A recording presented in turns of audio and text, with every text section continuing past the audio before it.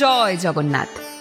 আজ থেকে ঠিক 1 মাস আগে অক্ষয় তৃতীয়ার পুণ্যলগ্নে মাননীয় মুখ্যমন্ত্রী মমতা বন্দ্যোপাধ্যায়ের ঐকান্তিক প্রচেষ্টায় দীঘার সমুদ্র সৈকতে গড়ে উঠেছিল বাংলার ঐতিহ্য ও সংস্কৃতির রূপক শ্রী শ্রী জগন্নাথ ধাম। আজ 1 মাস পেরিয়ে এই মন্দির এখন সারা বাংলার মানুষের হৃদয়ে জায়গা করে নিয়েছে। কেবলমাত্র পশ্চিমবঙ্গই নয়, দেশ বিদেশের বিভিন্ন মানুষ আসছেন এই পুণ্যধাম জগন্নাথ মন্দিরে। এই মন্দির হয়ে উঠেছে মহামানবের মিলনস্থল।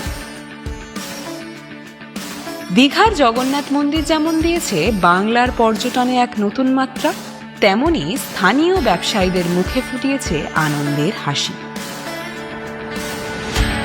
মাননীয় মুখ্যমন্ত্রী মমতা বন্দ্যোপাধ্যায়ের স্বপ্নের এই মন্দির এইভাবেই হাজার বছর ধরে বাংলার কৃষ্টি ও পরম্পরার ধারক ও বাহক হয়ে থেকে যাবে।